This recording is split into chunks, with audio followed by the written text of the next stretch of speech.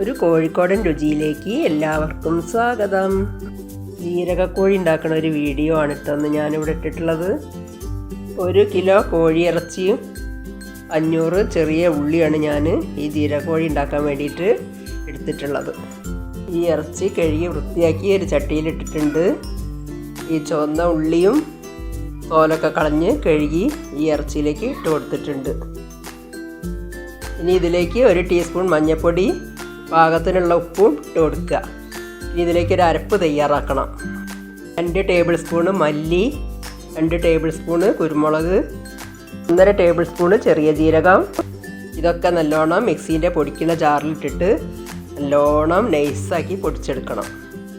ആ അരപ്പ് പൊടിച്ചെടുത്തിട്ട് ഈ ചട്ടിയിലേക്ക് ഇട്ടിട്ടുണ്ട്.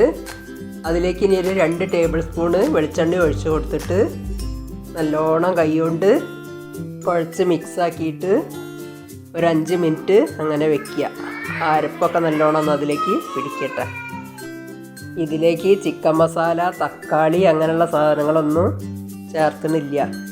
ഇത് മഴക്കാലത്ത് ഞാറ്റുവേല സമയത്ത് ഒരു മരുന്നായിട്ട് ഉണ്ടാക്കി കഴിക്കുന്ന ഒരു വിഭവമാണ് കേട്ടോ ഈ ജീരകക്കോഴി. പാകത്തിന് വെള്ളം ഒഴിച്ചിട്ട് അടുപ്പത്തേക്ക് വെക്കുക. ഇപ്പോൾ അടുപ്പത്ത് വെച്ചിട്ട് ഒരു പകുതി തിളച്ചതിന് ശേഷമാണ് കേട്ടോ ഞാൻ ഈ വീഡിയോ എടുത്തത്. ഇപ്പോൾ ഒരു പകുതി വേവായിട്ടുണ്ട്.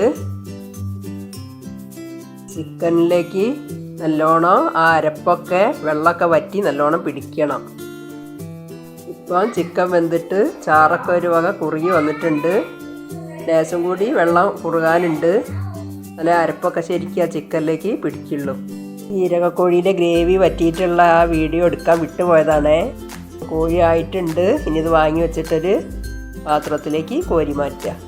വളരെ ടേസ്റ്റിയും ഹെൽത്തിയുമായിട്ടുള്ള ഈ ജീരകക്കോഴി ഈ ഞാറ്റുവേലയിൽ എല്ലാവരും ഉണ്ടാക്കി നോക്കണം.